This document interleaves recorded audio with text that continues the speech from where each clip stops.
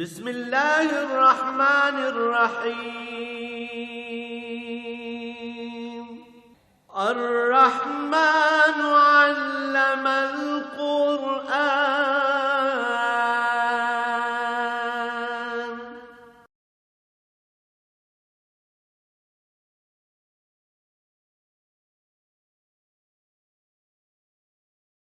الحمد لله رب العالمين،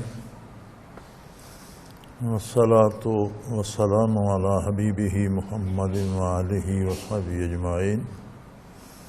أعوذ بالله من الشيطان الرجيم. بسم الله الرحمن الرحيم. حامیم تنزيل الكتاب من الله العزيز الحكيم. ما خلقنا السماوات والأرض وما بينهما إلا بالحق وأجل مسمى والذين كفروا أما أنذروا معرضون. اللهم سبحانك لا علم لنا إلا ما علمتنا إنك أنت العليم الحكيم. رب اشرح لي صدري ويسر لي أمري واحلل عقدة من لساني يفقهوا قولي. رب زدني علما. مولاي صل وسلم دائما ابدا على حبیبک خیر الخلق کلہم.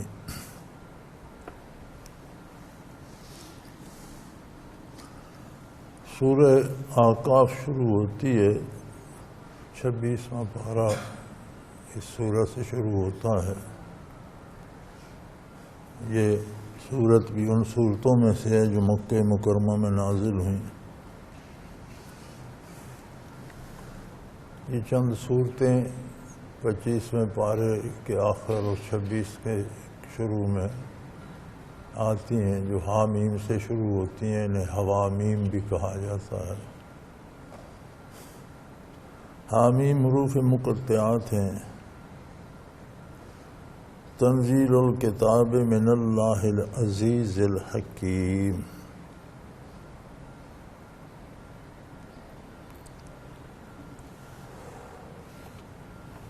یہ جامع کامل اکمل ترین کتاب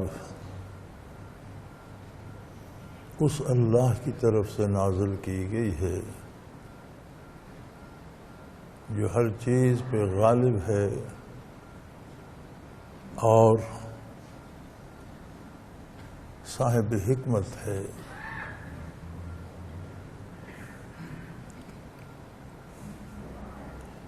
کائنات میں اسی کا حکم چلتا ہے. وہ قادر ہے ہر چیز پہ، جب چاہے جو چاہے کرے. لیکن نظام کائنات اس کی حکمت کا آئینہ ہے. اس نے اس کائنات میں بے شمار مخلوق پیدا کی. ان کی ذمہ داریاں لگائیں. ہر مخلوق بچپن، لڑکپن، جوانی اور اپنی عمر کے خاتمے تک پہنچتی ہے. انسان کو چاہیے کہ ارد گرد نگاہ کرے. کون سی ایسی مخلوق ہے جو قدرت کا تفویض شدہ کام نہیں کر رہی؟ کون سی ایسی مخلوق ہے جو ہمیشہ رہتی ہے؟ کون سی ایسی مخلوق ہے جو نظام کائنات کو مختل کر سکتی ہے؟ کوئی بھی نہیں.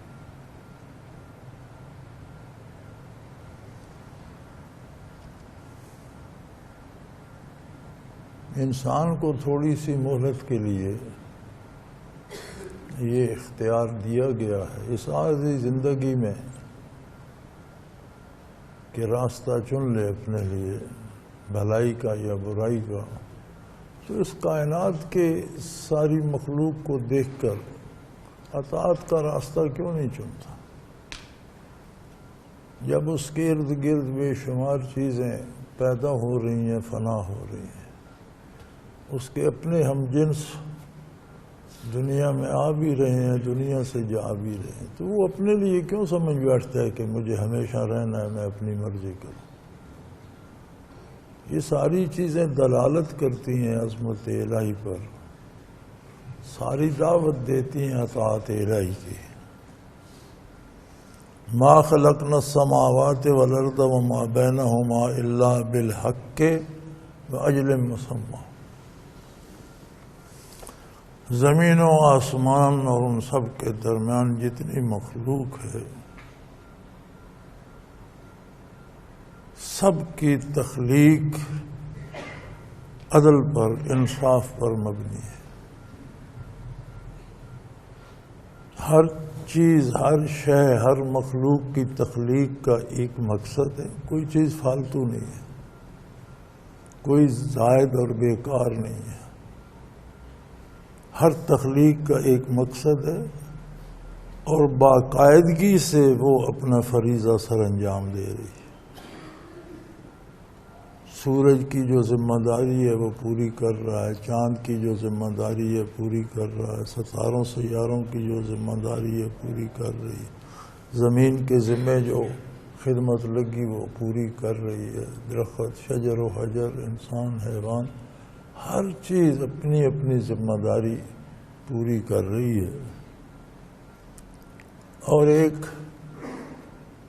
تسلسل بنا ہوا ہے، چیزیں آ رہی ہیں، درخت، پودے بھی، کونپل پھوٹتی ہے، پودا بنتا ہے، درخت بن جاتا ہے، پھل آتا ہے، خشک ہو جاتا ہے، کٹ جاتا ہے، مٹی میں مل جاتا ہے۔ ایک نظام پوری حکمت کے ساتھ چل رہا ہے، اور اس نظام میں انسان سب سے اعلیٰ مخلوق ہے، تو اس سے تو کائنات کے ہر ذرے سے زیادہ اطاعت کی امید ہونی چاہیے۔ اس میں شعور بھی ہے، عقل بھی ہے، علم بھی ہے۔ تو اگر شجر و حجر، حیوانات، چرند پرند، ہر چیز اطاعت کر رہی ہے، زمین و آسمان، ستارے سیارے، تو انسان کو تو ان سے زیادہ اطاعت کرنی چاہیے۔ اسے اپنے ارد گرد دیکھنا چاہیے کہ یہ پتھر، یہ درخت، یہ جھاڑیاں، یہ جانور، یہ پرندے، یہ حیوانات، یہ کوئی نافرمانی نہیں کرتے، تو میں انسان ہو کر نافرمانی کروں؟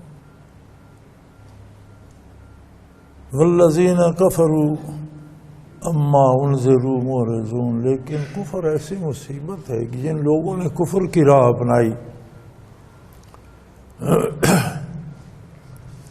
اللہ کریم کی طرف سے انہیں تنبیہ بھی آئی، سمجھایا بھی گیا، انبیاء علیہ الصلاۃ والسلام مبعوث ہوئے، کتابیں نازل ہوئیں، انہیں یاد کرایا گیا کہ تم کچھ نہیں تھے، تمہیں اللہ نے پیدا کیا۔ اپنے ارد گرد دیکھو، ہر چیز عدالت پہ اور ہر چیز اطاعت پہ قائم ہے،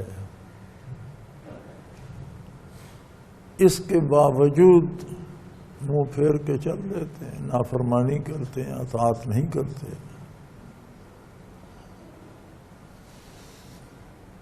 اور اپنی امیدیں غیر اللہ سے وابستہ کر لیتے ہیں۔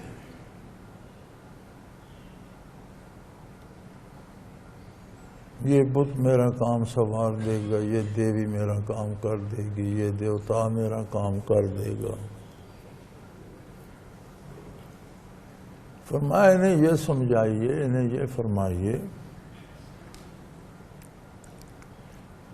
قُلْ رَأَيْتُمْ مَا تَدْعُونَ مِن دُونِ اللَّهِ أَرُونِي مَاذَا خَلَقُوا مِنَ الْأَرْضِ۔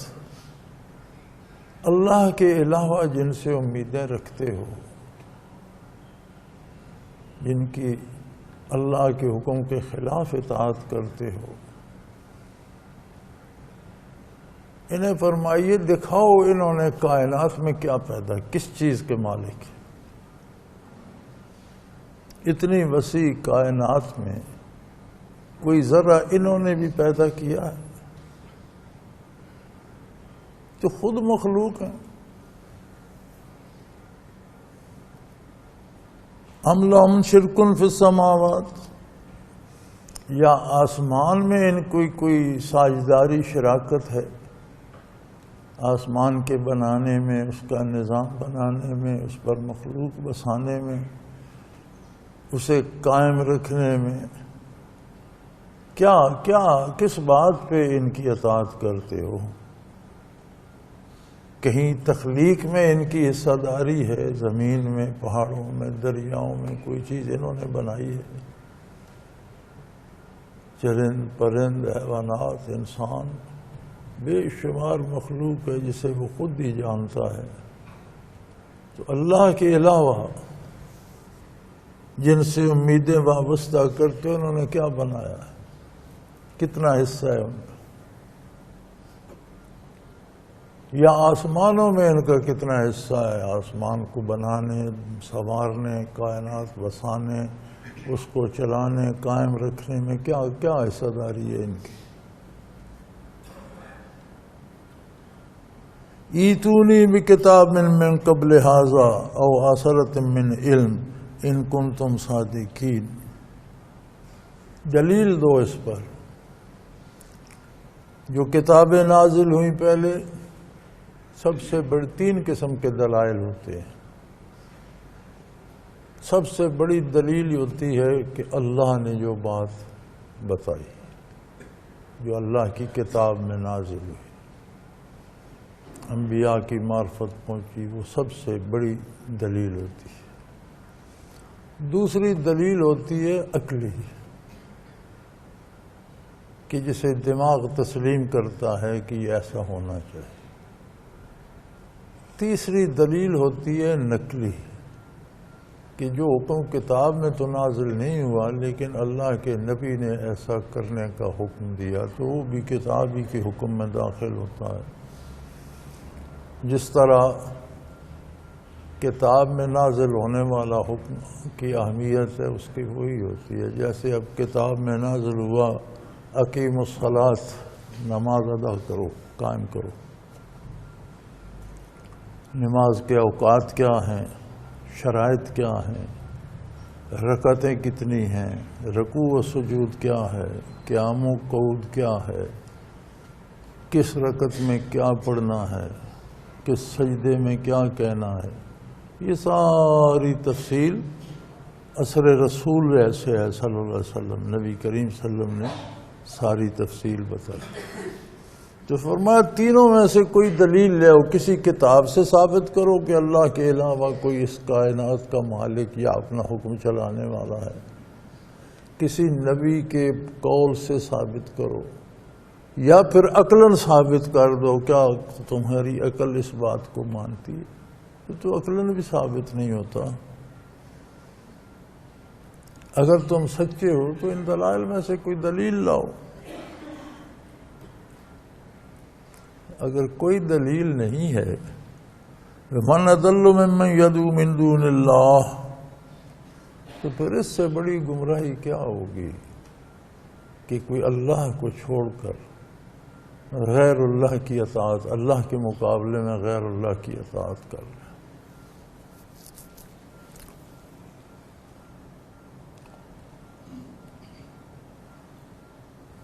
سمجھا تو یہی جاتا ہے کہ جو بت پوجتے ہیں وہ شرک کرتے ہیں اور بتوں میں صفات الہی تسلیم کرتے ہیں۔ یہ اولاد دینے والا ہے، یہ رزق دینے والا ہے، یہ صحت دینے والا ہے، یہ بارش برسانے والا ہے۔ اسی طرح دیوی دیوتاؤں کا ایک تصور ہے، اسے شرک جلی کہتے ہیں، صاف صاف واضح سامنے آنے والا شرک۔ ایک خطرناک قسم ہے شرک کی جسے شرک خفی کہتے ہیں، پوشیدہ شرک جو سامنے نظر نہیں آتا۔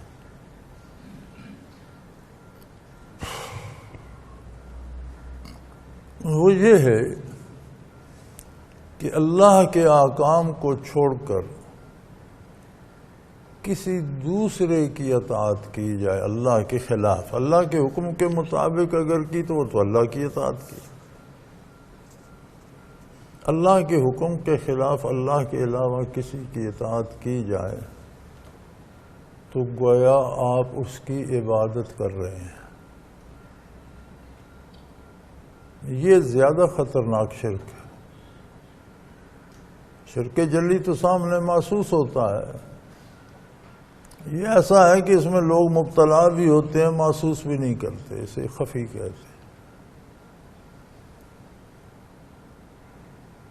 مثلا کسی دوسرے کی اطاعت نہیں کرتا، لیکن اللہ نے جن کاموں سے منع کیا ہے، خواہش نفس اسے کہتی ہے یہ کام کر، وہ کر لیتا ہے.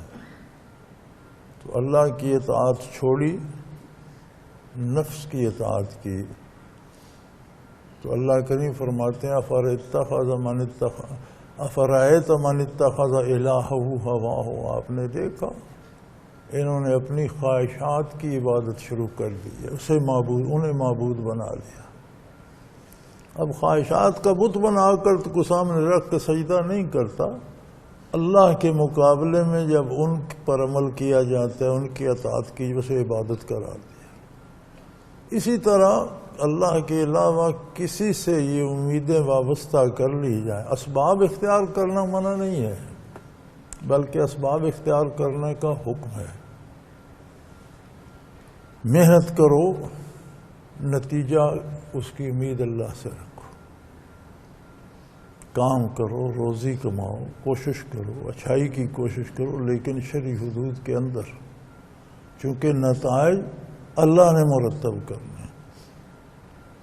کسی بندے، کسی بت کی خوش آمد اس لیے کہ یہاں سے مجھے بہت کچھ مل جائے گا، اس میں اللہ کی نافرمانی کر کے اس کی غلامی کرنا، یہ اسی کی پوجا، اسی کی عبادت شامل ہوگی.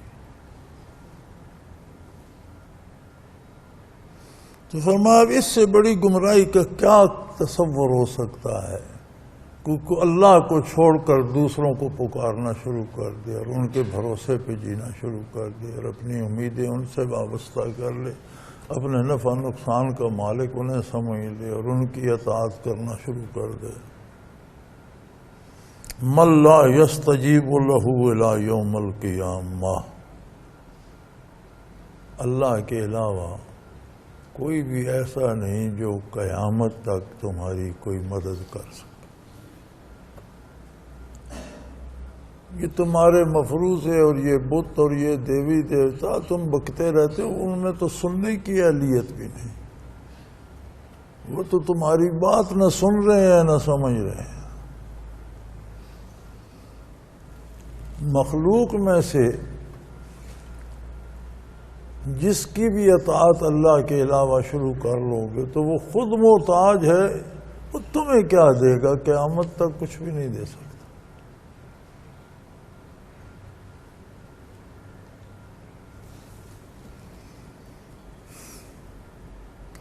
ہمارے ارد گرد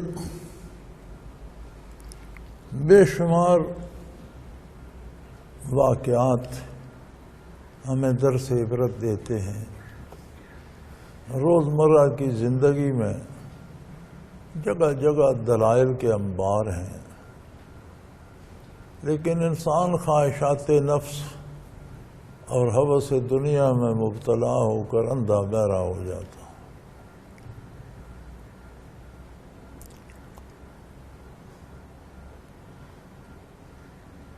میں ایک دفعہ گزر رہا تھا، سڑک کے ساتھ ایک کھیت میں کچھ جھگیاں لگی ہوئی تھیں خانہ بدوشوں کی. وہ آتے ہیں، ہفتہ ڈیڑھ رہتے ہیں، آگے چلے جاتے ہیں، پھرتے رہتے ہیں ملک میں، گدا کر کے کھاتے ہیں. جہاں گئے جھگیاں لگائیں، گدا کیا، ہفتہ ڈیڑھ رہا، پھر آگے 2-4 میل آگے چلا گیا، 5-10 میل آگے چلا گیا.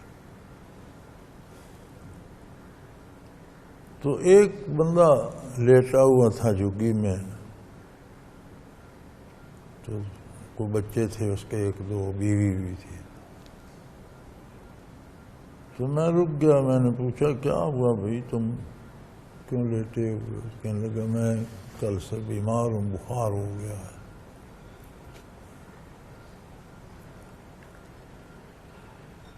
تو بخار اتنا تیز ہے کہ میں کہیں آ جا نہیں سکتا، اور بیوی بھی مجھے چھوڑ کر نہیں گئی کہ زیادہ بخار ہے،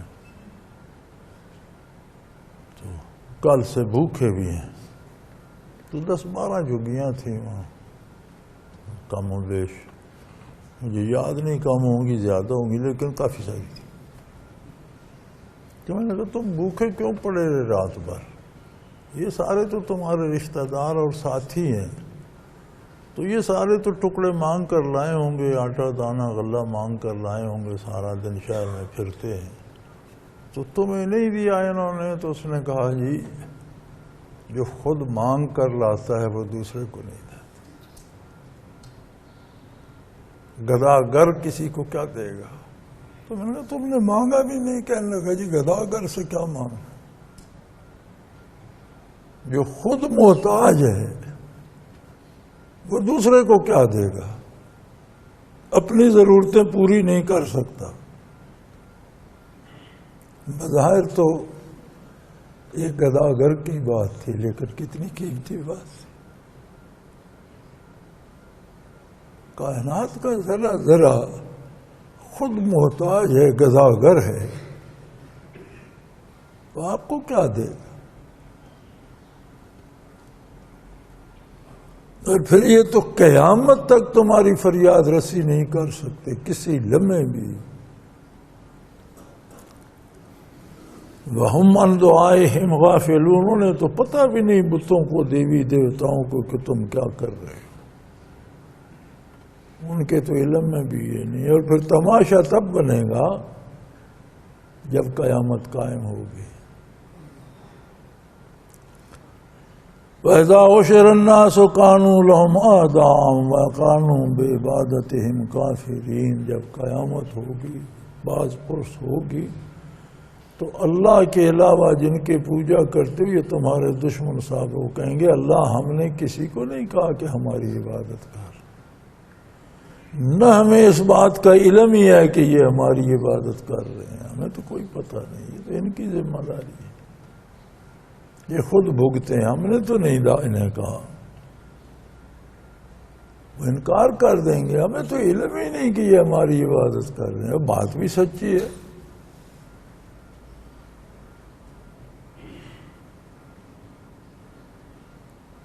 وَإِذَا تُتْلَىٰ عَلَيْهِمْ آيَاتُنَا بَيِّنَاتٍ قَالَ الَّذِينَ كَفَرُوا لِلْحَقِّ لَمَّا جَاءَهُمْ هَٰذَا سِحْرٌ مُّبِينٌ، جب ان پر اللہ کی واضح آیات بینات، ایسی باتیں جو حقائق کھول کر رکھ دیتی ہیں، واضح کر دیتی ہیں، تو ان میں جب حقائق بیان ہوتے ہیں زندگی کے، موت کے، ما بعد الموت کے، تو اب ان کے پاس یہ تو دلیل نہیں کہ یہ کہیں یہ جھوٹ ہے یا اس کے خلاف کوئی ان کے پاس ثبوت ہو۔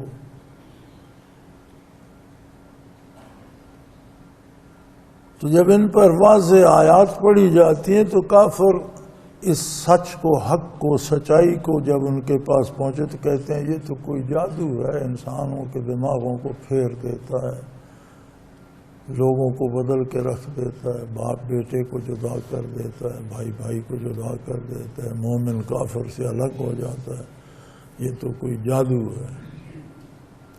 حقائق کا انکار نہیں کر سکتے کہ اس میں تو ایسی باتیں آ گئیں، کسی نے جادو کے ذریعے ڈھونڈی ہیں، یا پھر کہتے ہیں ام یقولون افتراہ، یا پھر کہتے ہیں آپ نے، اے اللہ کے رسول، آپ نے اپنی طرف سے یہ جوڑ لیا ہے قصہ کہانی، اور یہ آیات و واقعات آپ نے خود اپنی طرف سے گھڑ لیے ہیں۔ انہیں فرمائیے قُلْ إِنِ افْتَرَيْتُهُ فَلَا تَمْلِكُونَ لِي مِنَ اللَّهِ شَيْئًا، اگر خدا نہ خواستہ یہ کتاب، یہ قرآن، یہ دعوت اللہ، یہ کلمہ توحید، یہ سب میں نے اپنی طرف سے گھڑ لیا ہے اور میں کہہ رہا ہوں کہ یہ اللہ کا حکم ہے، تو پھر یہ حساب تو میرے ساتھ اللہ کرے گا، تم تو مجھے اللہ سے بچانے والے نہیں ہو، پھر اگر ایسی بات ہے تو تم تو میرے کسی کام نہیں آؤ گے، پھر میں تمہیں کیوں دعوت دے رہا ہوں؟ اگر تم سارے بھی ایمان لے آؤ اور خدا نخواستہ یہ باتیں میری من گھڑت ہوں اور میں اللہ کے ذمہ لگا رہا ہوں تو جواب تو مجھے دینا پڑے گا، تم تو میری وکالت نہیں کر سکو گے۔ تو کیسی باتیں کرتے؟ اللہ کا رسول صلی اللہ علیہ وسلم جس نے ساری عمر کسی بشر، کسی انسان، کسی کام میں کوئی شائبہ جھوٹ کا شامل نہ ہو، ایک دم سے اللہ پر جھوٹ بولنے لگے۔ اور اگر خدا نخواستہ ایسا ہے تو پھر میں جو تمہیں دعوت، تم میرے کس کام آؤ گے؟ اگر یہ سب میں اپنے پاس سے کہہ رہا ہوں تو پھر تمہارے ماننے سے مجھے کیا بچت ہوگی، کیا فرق پڑے گا؟ وَأَعْلَمُ بِمَا تَفِيضُونَ فِيهِ، تم جو باتیں گھڑتے ہو، جو مذاق اڑاتے ہو، جو انکار کرتے ہو، تم میرے بارے ہی نہ کہو کہ میں نے گھڑ لیا، جو تم کرتے ہو یہ بھی اللہ کے سامنے ہے۔ وہ تمہارے جملے، تمہارے فکرے، تمہاری باتیں، تمہاری سوچ، تمہارا کردار، یہ بھی اللہ جل شانہ کے سامنے ہے، وہ دیکھ رہا ہے۔ اور میرے اور تمہارے درمیان اللہ گواہ کافی ہے، کسی کی گواہی کی ضرورت نہیں ہے۔ کفا بہ شہیدم بینی و بینکم، میرے اور تمہارے درمیان اللہ کی گواہی کافی۔ بڑی خوبصورت بات ہے کہ جہاں اللہ کی گواہی آ جائے کسی اور کی ضرورت باقی رہتی۔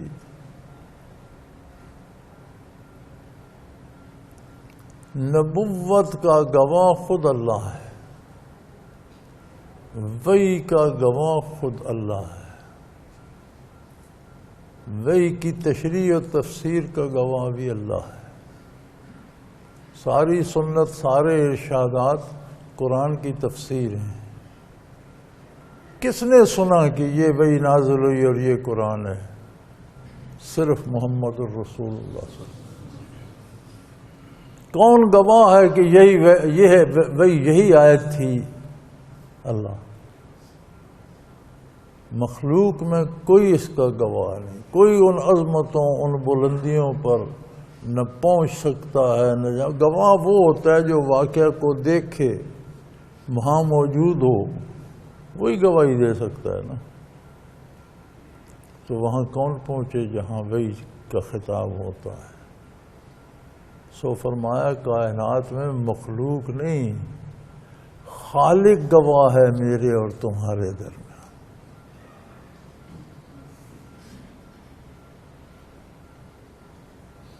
وَهُوَ الْغَفُورُ الرَّحِيمُ، ہاں وہ بہت بڑا بخشنے والا ہے۔ اگر اس ساری گناہ کے بعد بھی توبہ کر لو تو اس کی رحمت پھر بھی موجود ہے، وہ تمہیں بخش دے گا۔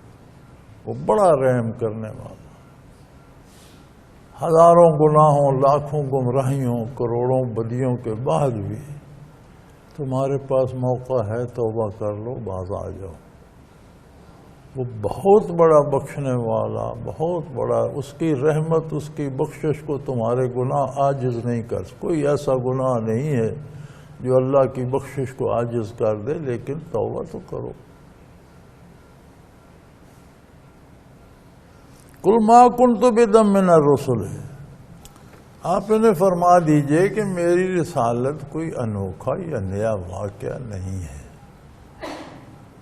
مجھ سے پہلے نبی مبعوث ہوئے، رسول آئے، پیغمبر آئے، ان پر کتابیں آئیں۔ یہ کوئی عجیب بات تو نہیں ہے کہ اللہ نے مجھے پیغمبر بنا کر بھیجا اور مجھ پر کتاب۔ یہ کوئی پہلی دفعہ ہوا ہے کہ تم اتنے اس پہ پریشان ہو رہے ہو؟ پھر دوسری بات،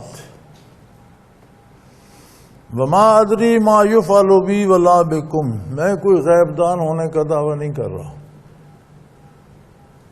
میں یہ نہیں کہہ رہا کہ میرے ساتھ کیا ہوگا تمہارے ساتھ کیا ہوگا، میں یہ باتیں نہیں کر رہا.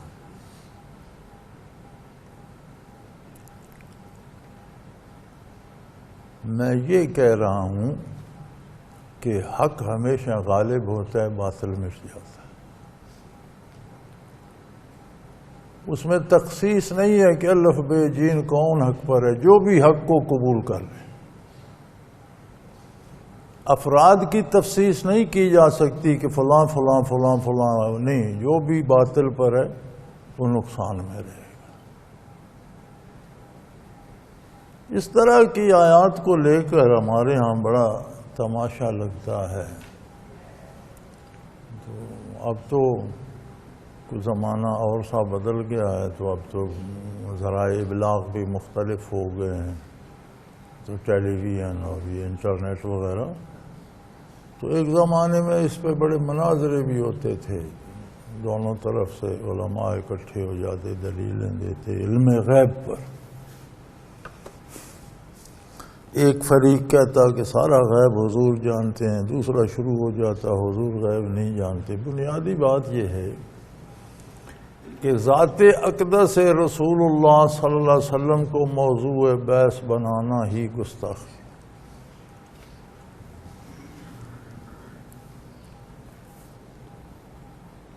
آپ کی عظمت کا تقاضا یہ ہے کہ آپ کی ذات والا صفات کو موضوع بحث نہ بنایا جائے، ورنہ ایمان کے جانے کا خطرہ. دوسری بات یہ طے ہے کہ آپ امام الانبیاء ہیں، سب سے زیادہ علوم انبیاء کو دیے گئے. یہ مت بھولیں کہ انبیاء کو صرف مذہبی علوم دیے گئے، دینی دنیاوی سب علوم میں سر فہرست انبیاء کی ذات. یہ جن چیزوں پہ سائنس آج ریسرچ کر رہی ہے، ان کے علوم تو آدم علیہ السلام کو آسمانوں پر دے دیے گئے تھے. وَعَلَّمَ آدَمَ الْأَسْمَاءَ كُلَّهَا. ان تمام چیزوں کے نام اور ان کی صفات اور ان کے کام یہ تو آدم علیہ السلام کو آسمانوں پر دے دیے گئے تھے. ہر طرح کے علوم اور کمالات انبیاء کا ورثہ ہے. جس کو کائنات میں جو کچھ عطا ہوا، سب سے زیادہ جس ہستی کو عطا ہوا وہ ہے محمد الرسول اللہ صلی اللہ علیہ وسلم. بات ختم ہو گئی. اسے تولنا کہ وہ کتنا ہے، اس کی حد مقرر کرنا، اس میں لائنیں کھینچنا، اس پر بحث کرنا، اس کی گنجائش نہیں ہے. یہاں یہ ہو رہا ہے کہ کفار نے اعتراض کیا، آپ کہتے ہیں مرنے کے بعد یہ ہوگا. عجیب بات ہے، مر جائیں گے ختم ہو، پھر اس کے بعد کیا؟ آپ کو کیا پتہ ہے؟ آپ نے فرمایا میں کسی غیب دانی کا دعویٰ نہیں کر رہا. اگر میں غیب دانی کا دعویٰ کرتا تو میں کہتا تمہارے ساتھ یہ ہوگا، میرا یہ ہوگا. میں تو نہیں کہہ رہا. یہ تو وہ باتیں ہیں جو اللہ کریم مجھے بتاتے ہیں اور تمہیں بتانے کے لیے بتاتے ہیں. میں تمہیں بتا رہا ہوں.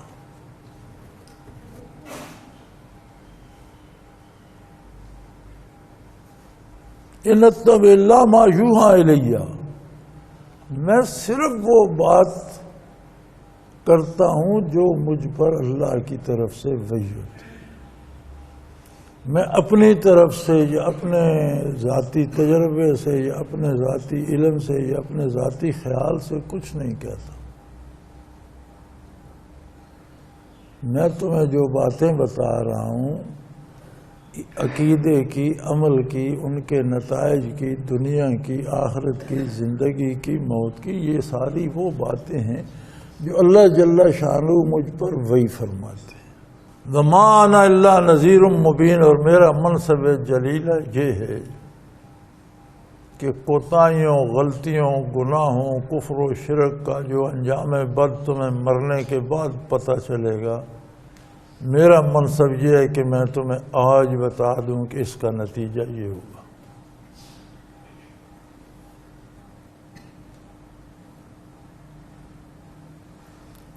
قرآن کریم میں یہ انذار نذیر بہت دفعہ لفظ آیا ہے. اردو کا دامن تنگ ہے تو یہاں ترجمے میں ڈر لکھ دیا جاتا ہے کہ میں صرف ڈرانے والا ہوں. تو ڈر تو کئی طرح کا ہوتا ہے. دشمن کا ڈر ہے، موذی جانور کا ڈر ہے، بیماری کا ڈر ہے، چور ڈاکو کا ڈر ہے. اس سے میرا ڈر مراد نہیں ہے. اس سے مراد یہ ہے کہ اگر کوئی ایک مضر صحت چیز کھانے لگے اور ساتھ کوئی طبیب یا ڈاکٹر بیٹھے اور اسے بتا دے کہ یہ کھانے سے تمہارے پیٹ میں مروڑ اٹھیں گے. اب کھانے والا تو نہیں جانتا، جو جانتا تھا اس نے بتا دیا کہ اس کا نتیجہ کیا ہوگا. یہ چیز پیو گے تمہیں بخار ہو جائے گا. انذار کا مطلب ہوتا ہے کہ کردار کے انجام سے مطلع کرنا، برائی کے نتیجے سے آگاہ کرنے کو انذار کہتے ہیں. کہ جو تم کفر یا شرک یا برائی کر رہے ہو، میرا منصب جلیلہ ہے کہ بجائے اس کے کہ آنکھ بند ہو تو تمہیں پتہ چلے، اور اللہ پاک جب پوچھیں ایسا کیوں کیا تو کہ ہمیں تو پتہ ہی نہیں چلا، کسی نے بتایا ہی نہیں. سو میرا منصب یہ ہے، اللہ نے مجھے مبعوث فرمایا کہ میں تمہیں اب بتا دوں، یاد کرا دوں. پھر اس کے بعد اگر کرو گے تو تمہاری ذمہ داری ہے.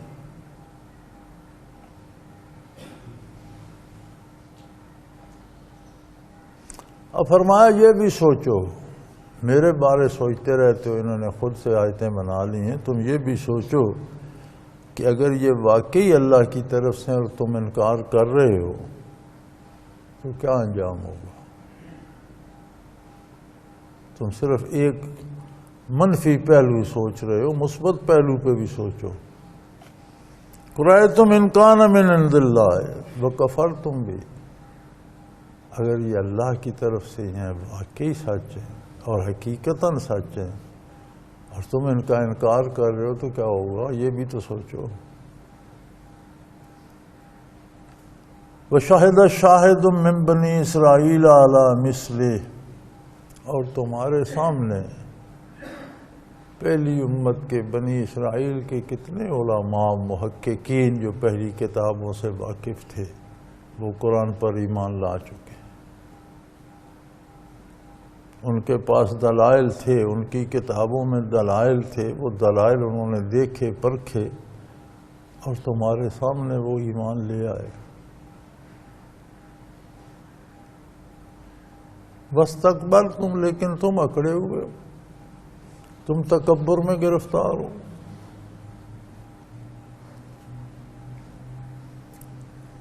إِنَّ اللَّهَ لَا يَهْدِي الْقَوْمَ الظَّالِمِينَ. یاد رکھو، یقیناً اللہ برائی، ناجائز، ناروا یا ظلم کرنے والوں کو ہدایت نہیں دیتا. ہدایت کے لیے انابت شرط ہے، رجوع الی اللہ شرط ہے، توبہ شرط ہے. اکڑنے سے، تکبر کرنے سے، برائی میں مبتلا ہونے سے ہدایت نہیں ملتی. برائی کا نتیجہ گمراہی ہوتا ہے. جتنی برائی کرو گے وہ ہدایت کا سبب نہیں بن سکتی، مزید گمراہی میں چلے جاؤ گے.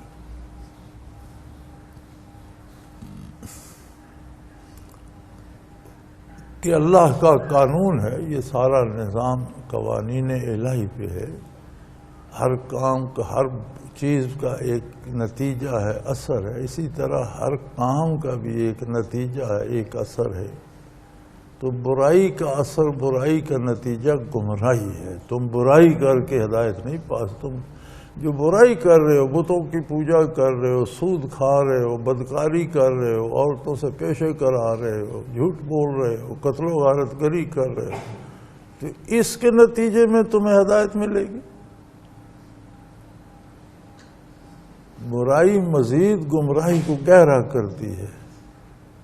لہذا توبہ کرو، رجوع الی اللہ کرو اور اللہ کی اطاعت کرو، تب ہدایت پا سکو گے. وآخر دعوانا ان الحمد للہ رب العالمین۔ اللہ اللہ اللہ اللہ اللہ اللہ اللہ اللہ۔ حضرت امیر محمد اکرم آوان مد ذلہ العالی دارالعرفان منارہ ضلع چکوال میں سالہ سال سے قرآن و حدیث کے اوپر خطابات کر رہے ہیں اور سلسلہ نقشبندیہ اویسیہ کے مطابق لوگوں کو ذکر الہی کی تربیت دے رہے ہیں۔ وہ قرآن پاک کی تفسیر ترتیب وار بیان کر رہے ہیں۔ تفسیر قرآن کو وہ موجودہ ملکی اور بین الاقوامی حالات کے مطابق بیان کرتے ہیں۔ موٹر وے سے کلر کہار کے انٹرچینج سے نکلتے ہوئے کلر کہار کی جھیل سے ہوتے ہوئے میانی، بوچھال اور نورپور سے گزرتے ہوئے دارالعرفان منارہ پہنچ سکتے ہیں۔ حضرت امیر محمد اکرم آوان نے بچیوں اور بچوں کی دینی اور دنیاوی تعلیم کے لیے سقارہ اکیڈمی کے نام سے ایک درسگاہ بھی قائم کی ہے، جس کا افتتاح ملک پاکستان کے صدر جنرل محمد ضیاء الحق نے اپنے دست مبارک سے کیا تھا۔ وہ تمام احباب جو اسلام کی طلب رکھتے ہیں ان سے گزارش ہے کہ دارالعرفان منارہ ضلع چکوال میں امیر محمد اکرم آوان صاحب کے خطابات سے مستفید ہوں۔ وہ ہر جمعے کو نماز سے پہلے بیان فرماتے ہیں۔ ہر ماہ کی پہلی اتوار کو ماہانہ اجتماع ہوتا ہے جس میں آپ خصوصی خطاب فرماتے ہیں اور پاکستان کے چاروں صوبوں سے احباب اس اجتماع میں شرکت کرتے ہیں۔ اس کے علاوہ یہاں سال میں 2 مرکزی اجتماعات بھی ہوتے ہیں، ایک رمضان المبارک میں اعتکاف کا اجتماع اور دوسرا جولائی اور اگست میں 40 دن کا اجتماع ہوتا ہے جس میں روحانی تربیت کی جاتی ہے۔ اپنا خون سیماب دے کر اتنا ہم کر جائیں گے، نام آقا کا چمن میں پھر رقم کر جائیں گے۔